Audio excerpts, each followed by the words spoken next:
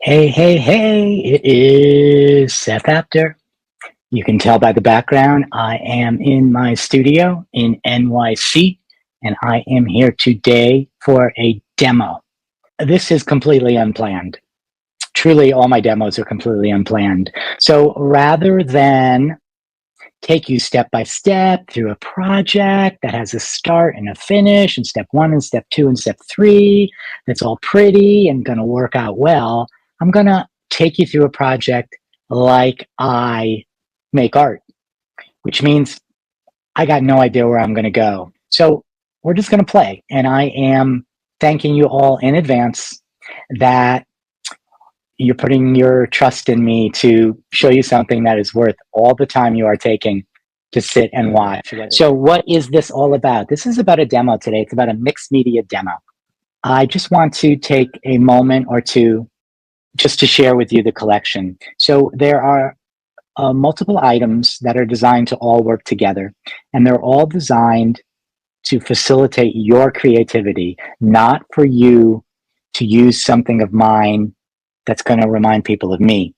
Because what I want to do is give you the tools to make it your own. So we have these thinlit dies. If you don't know what a thinlit is, it's the wafer thin metal dies that cut through a number of different materials, but mostly paper. I just want to make mention that when you open it, because this is new, the Sizzix packaging, it comes with this incredible, very sturdy plastic pack. This is not a flimsy plastic pack. This is well worth keeping, so that if you decide to, you can store each of your die sets within the plastic pack. You can cut the cover off the packet and you can slip it in. So if you keep it in a bin, you can flip through quite easily. So we have a 28 die set called Word Wafers 1. All right, this is a 6 die set called Twisters. This is a 5 die set called Tracks. This is a 9 die set called Roundabouts. This is a 7 die set called Borderlines.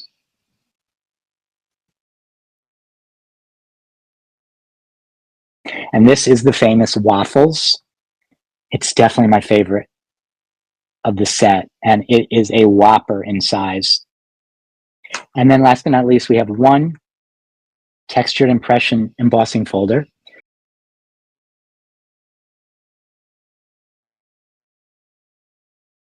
As a way to introduce the dies, I can also show you that this is how I store my dies. So I have magnetic sheets. So this is Roundabouts, this is Borderlines, Tracks, and this is Twisters. And now you'll see the jumbo size of Waffles. And this is Word Wafers. And note, the Word Wafers also come with letters, not the entire alphabet, but the letters that are in the 3 words. So I just want to share with you what I am going to be using. And I'm definitely going to start on smoothie paper. If you don't know smoothie paper is from PaperArtsy. It is so beautifully smooth. Again, it's called smoothie. And that's what's going to be the base. It's very thick, so it's going to hold whatever wet media I use. The irony is that I want to make this anything but smooth. I want to make it textural. So I'm going to not die cut for the moment. I'm just going to grab my die cuts here, and I'm going to find some die cuts, and I'm going to glue them on. And I'm going to share with you as I go what collection they're from. So this is one of the die cuts from Track. So what I'm going to do is I'm just going to go ahead and I'm going to open the glue stick. I got some scratch paper, and I'm going to go ahead, and I am usually a pretty serious gluer. I don't like little X's or dots. I like to glue every element down. And with these very fiddly die cuts, sometimes that's not so easy, but I promise you it's doable, especially when you're working layer after layer after layer, and you don't have to worry if a little bit of glue shows on the top of the die cut. So this is one, I kind of think of this as the hero die from Trax that is, for me, perfect in so many ways. So I'm just going to lay it down. And then very often what I'll do, because it's really good with a glue stick to get some heat and pressure down so that the glue begins to really adhere. Again, I'm not so worried because I'm going to be doing a lot of painting over this, etc., etc. And then I am going to build from there. Do I have a plan? No. Do I know what I'm doing? Maybe. Only in the sense that I've done this before, but do I know where I'm going? No. So this is the other die from here, and a lot of times they're meant to either layer like that or they weave through each other, but I'm going to use it a little differently. I'm going to use it as an extension because, again, what I'm doing here is just creating some texture in the background that is then going to be painted over. So you're not going to see the colors. You're not going to fully necessarily see the entire die cut. You might only see part of it. Hopefully it get lost. It might be collaged over. So I am just doing my thing. I'm going to overlap because I love when things overlap because then you create even more texture and different texture. And I am going to use it off the edge, as you can see, and cut. So I'm just going to go ahead and with my tool because it got a little wonky with the way I was holding it, just to make the lines somewhat even. And that's just me. I'm a kind of a linear artist. And then I often say with this collection, a scissor is your best friend. So I'm going to go ahead and I'm going to snip that. Do I have a plan? Absolutely not. I just know, really, my plan got as far as I'm going to start with die cuts to add texture, and then I'm going to use the gel plate over it, and then who knows what's going to happen. One of the best things you can do when you are creating, especially if you're collaging, is to repeat. So you can repeat color, you can repeat an image, you can repeat a design. So by cutting that, I'm repeating it. And I'm repeating it, but I'm repeating it in a different way because it's placed vertically here, it's placed horizontally here. So there's going to be that connection, but it's not going to be so obvious. And then the other thing to note is because I've cut this, I've kind of made it my own. And that's why I want you to always have a scissor with you when you're using my die cuts so that you can make them unique to you and only you. Of course, we're not going to stop there because that's not enough texture. So one of the other die cuts that I love is that one. Might be hard to read just because it is on white, but it's the number bar. And this came from Borderlines. These three are abstract, but I had to get numbers in there. All right, so I'm going to go ahead. I don't mind white on white because, again, I am just creating the texture. And I'm going to go ahead and I'm going to do something a little different first, though. I'm not sure if you'll see much of this, but as a way to show you the versatility of this, I'm going to go ahead and I'm going to chop off some of these numbers. I'm not going to chop off too many because I think you're going to get the point. I'm going to chop off that. I am going to also lay this at the base because I like when there are elements at the bottom of a painting or a collage or a piece of work I make that ground the whole piece. And by just adding something off the bottom edge, you add something that in the end really makes you feel like you have created something that is grounded, like roots in a tree. So I'm going to go ahead. You know what? I'm going to move it a little bit off the edge. And then I'm going to go ahead and I'm going to then float these numbers. I kind of like that they float up. It guides the eye. A lot of what I do intuitively, but there's a method behind it. And the whole notion here is, again, these are grounding you, right? So I really want you to take a second for that. This is grounding you. And then this is guiding your eye up. this is guiding your eye in, and this is guiding your eye up. So I am telling everybody, look at whatever ends up being here. Let's get a couple more elements here. All right, so I have this. This is this is one of the backgrounds from my borderline set. Almost all the dies come with a background and a frame element. And I love and wanted that. And I think I'm just going to take a little bit and I'm going to add some texture with that. You know what? Let's do some overlap. Again, I like overlapping. And sometimes also I like what I call, and what everybody calls, maybe clustering. So I am building, even though this is going to be covered, I'm building clusters of these textural details. Again, you don't have to worry about color because, I mean, some of it might peek through, but mostly it's going to be covered or maybe covered because the way I'm going to do it is a little tricky. And then here's one of the frames. And I think that might be some neat texture too. So let's just go ahead. I'm not going to overthink it.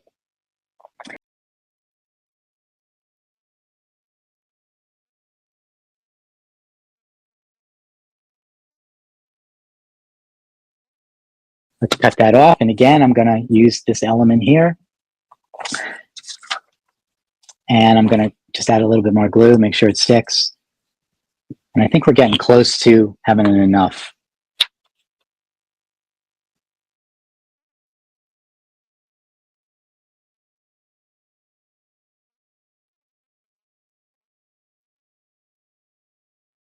So I'm stopping there. That's more than enough. I like to work fast because when I work fast, I don't overthink things. But honestly, sometimes slow and steady wins the race in the sense that you don't have to pressure yourself. Maybe you have 20 minutes and that's all you have. And you're thinking, oh, what can I do in 20 minutes? If you don't have a bucket of die cuts, for 20 minutes for the first couple weeks, crank out die cuts, all different kinds with different backgrounds. Fill that small container. This will last forever. Then the next week, 20 minutes later, you don't have much time. The next week, you only got 20 minutes. Make these foundational pieces. Make 1 of them, 5 of them, 10 of them. Next time, you got 20 minutes, you're going to break out your gel plate because that's what we're doing now.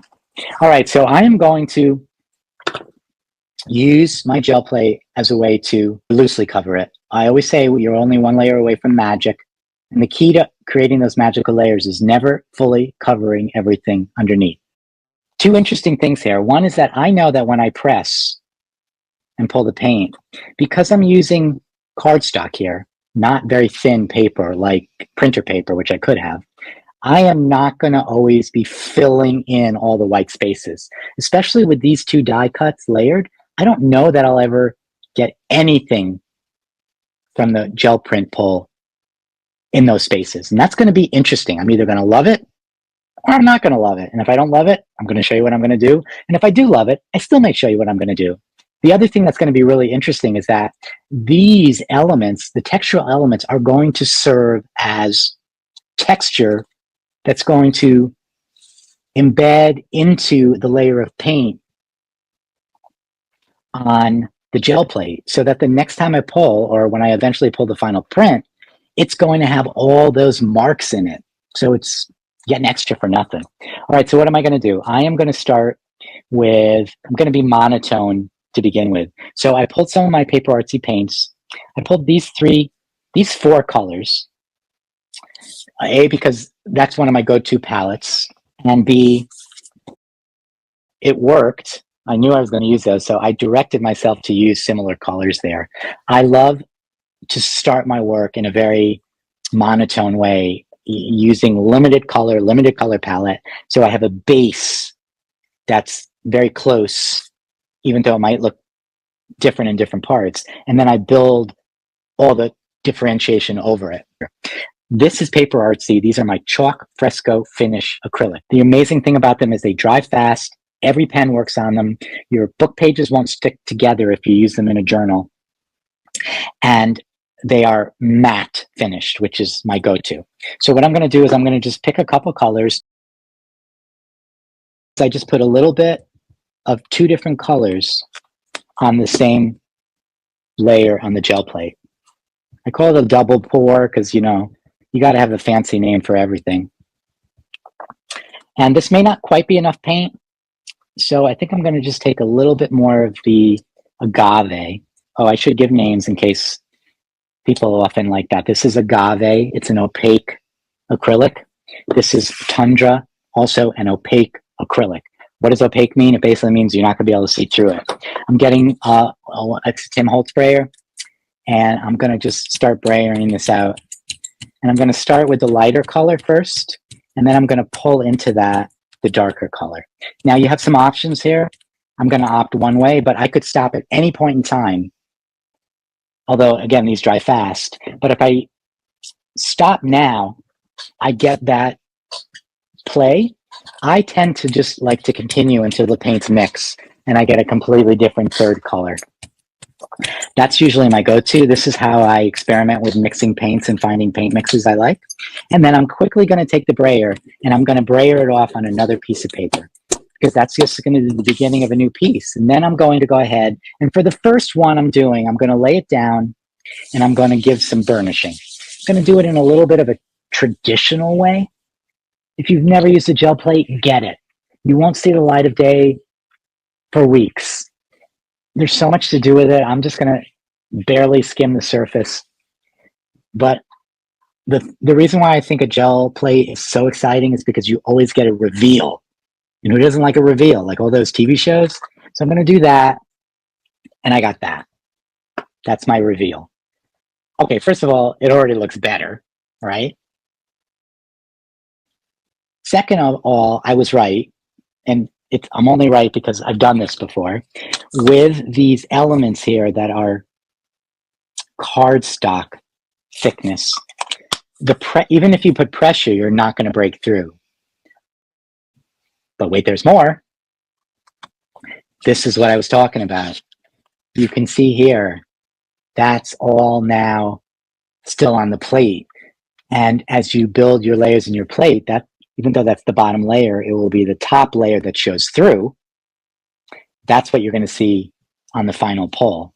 And I just want to make mention, if you've never used a jelly plate or didn't know this, all you have to do is turn the jelly plate, if it's clean enough, upside down, and you're going to see exactly what you're going to get on your print. All right, so I got that. What am I going to do now? I am going to go in with some colors that are in the same family. This one's Niagara Falls. I'm going to do my two-color pour again. I'm taking out heavy cream, which is my go-to neutral that I use for gel printing. And then I'm going to add that because it's going to lighten it up. You know, and the only reason why I'm lightening it is because I kind of want to keep the white, but blend the white. Keep the white, but blend the white. Does that make any sense at all? So you're going to see that as I layer this out in these mix, put way too much paint on here. So what I'm going to do immediately is just begin on my extra sheet. This will be the best work of art I've ever made because I'm not trying.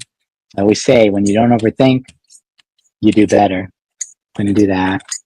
Now, I could brayer right on here. So I'm going to take 1 second to do that. I like to do a brayer technique that I call kissing or skipping. So I'm just going to layer it out like that, move it in some different directions, and just do a little bit of this sort of skipping over the surface.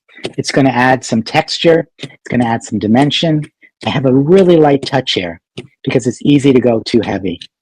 And this is especially nice when you start adding different contrasting colors. The other thing I can do by the by, let's just do it all, my friends, since we're here today. I got these amazing die cuts from my collection. I could also leave these out on this page.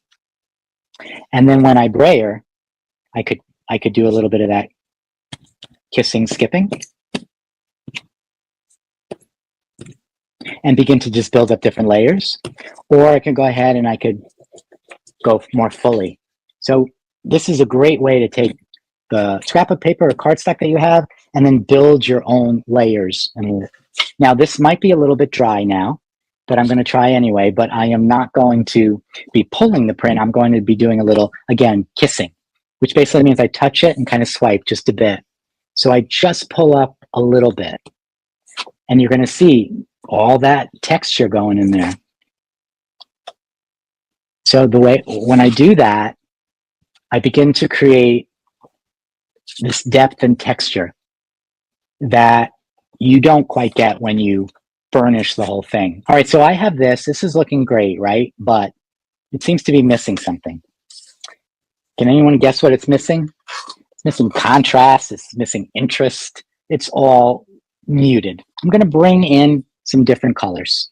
I'm going to bring in 2 contrasting elements by having smoked paprika and rusty. Oh, actually 3. 3. So the first one is, this is a very cool tone. You know, it's an icy tone. Colors are either cool or warm. So I'm going to add the warmth of rusty and smoked paprika. Immediately, that's going to change the whole feel here. Second, this is again very muted. Rusty's kind of muted too, but smoked paprika is on the brighter side, especially for somebody like me. So I'm contrasting with bright. Third, remember in the beginning I told you that tundra and agave, and then I didn't mention it, but Niagara Falls and heavy cream, they're all opaque, full coverage. When I put them on something, they cover it completely. The exciting thing about rusty and smoked paprika is they're translucent. How do I know? Because PaperArtsy tells me. They tell me with the word translucent, but also the beauty is that they swipe. Hand swipe. Everyone is hand swiped. If you see the chevrons, they're translucent. If you don't see the chevrons, opaque. It's a nice visual cue. Who has time to read? And you know, they have to print so small in these bottles. You know, sometimes the print is so small, my glasses need glasses. All right, so I know that when I use a translucent paint, I'm going to be able to see everything through it. And this is really how I build the layers. So what are we going to do? You guys are you're all experts by now. We're going to do a 2-color pour. Now that I started this extra sheet, I am going to leave some of these die cuts. Let's do it this way. Let's almost make it planned. I'm going to leave these die cuts like that. You know, I'm going to use the brayer over them, and I'm going to get some of that acting like a stencil. So I'm going to go ahead. You know, again, this is PaperArtsy paint, so it dries pretty quick. And look how gorgeous those tones are mixed together. I just love that. So the first thing I'm going to do is I roll it out. I'm then going to hold this down. Let's just see what we get. You know, most of it will go onto the die cut and not go through because, you know, it's pretty thick. But if I get anything, yeah, I got a little bit. It's sort of interesting. Now I'm going to kiss. And I'm going to begin to pull in that warm tone. And what you're seeing as I do that is that, first of all, you're getting a lot of texture. Secondly, do you see that? Okay, I'm just going to linger on that for a moment. That is because when I pressed this into that, it left the mark. You can still see the marks there. So when I pull again, I begin to get that. No one's going to know how I got that except for you guys. I'm going to go around the edges a bit and purposely pull a little bit of color up. Again, I'm not planning anything. I'm just going layer by layer, trying to figure out how this might work and how it might look. So I think one of the nice things, again, is that you have that contrast of the warm and the cool. I think I want to add some vivivity. I think I'm going to go with Let's go with some of my brighter colors. They're both translucent. It's Toffee Apple and Purple Majesty. Let's just see where they go, because those brights, because they're translucent, are going to be affected by the colors underneath them, which means they might not be as bright. So let's go with some, I think, Toffee Apple first. Let's just see how that goes. We're going to do it a little differently now. I love this color. It's just so vivid. We're going to go ahead and we're going to brayer it out. You don't always have to brayer over your whole plate. I'm just going to brayer a segment. I'm going to remember that I want to color that. And now I'm going to go ahead and I'm going to attempt to get a little bit in there. I'm going to give a lot of pressure right there. I don't know if I'll get any. Oh, I did. And look at that coloration now. This is where you start seeing this piece come to life.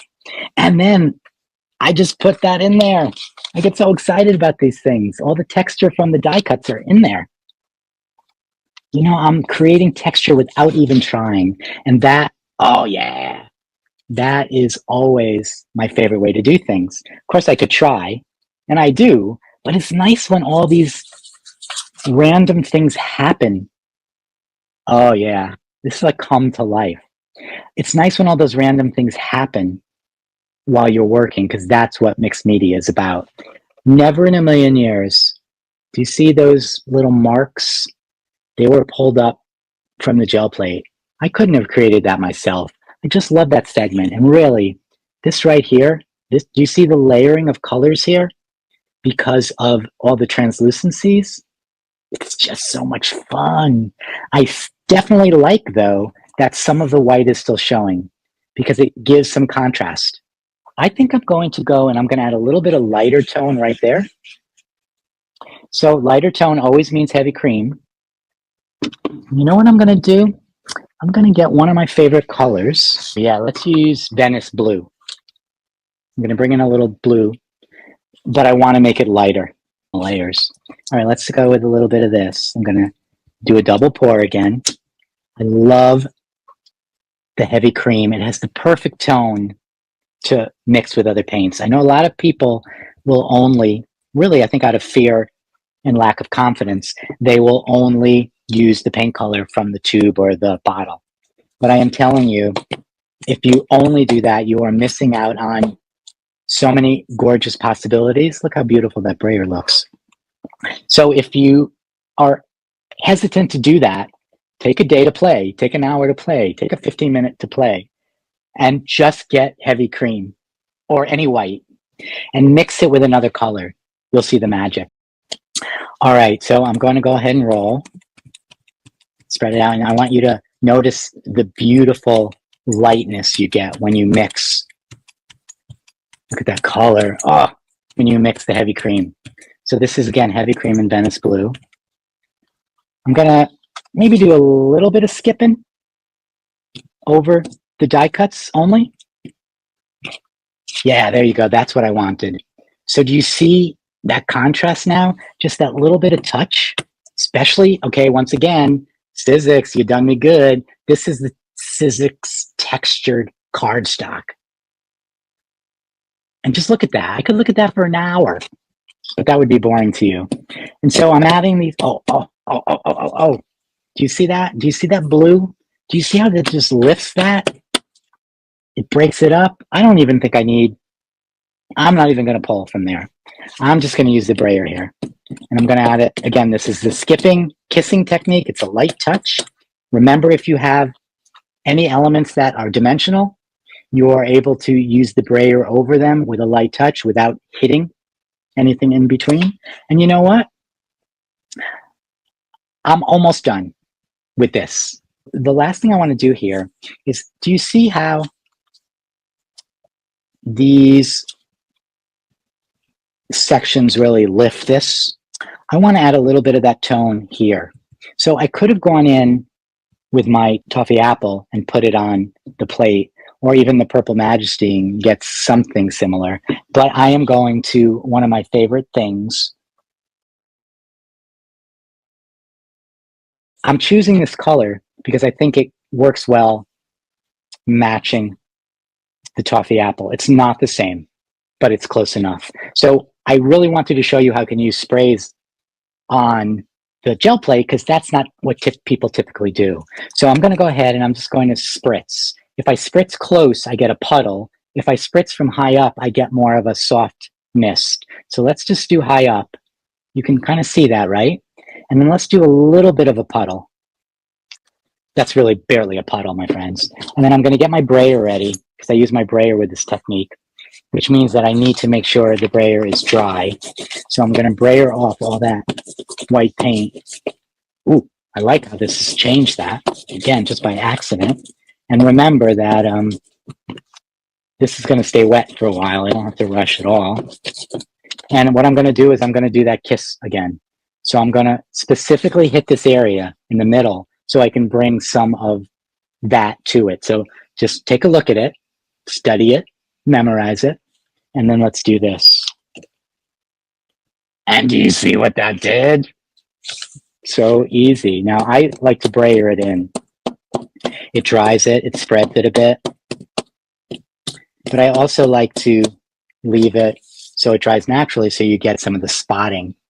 But so friggin' simple. With one little spritz, no cleanup. I've got that.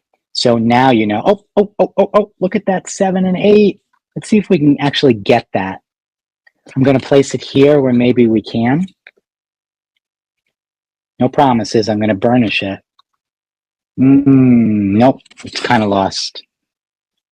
Let's brayer it out. Do we have it now? All right, and then I'm going to add just a touch of that in that area there. And I'm going to move that around because I think it's so beautiful. And then why not? Let's just clean the plate.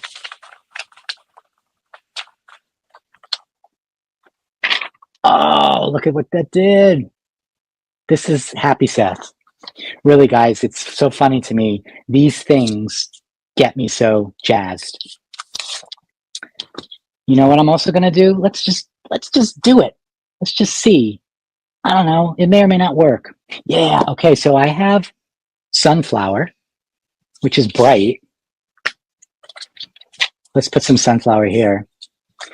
It's translucent, so it's yellow. When I put yellow over the blue, it's going to turn it a little green. But I think I'm going to spritz a little directly to take some of that white away and brighten it up. So let's just see what happens when I do that. Oh, yeah. Again, I like to brayer. I don't want all the white gone. Oh, yeah. Okay. Really.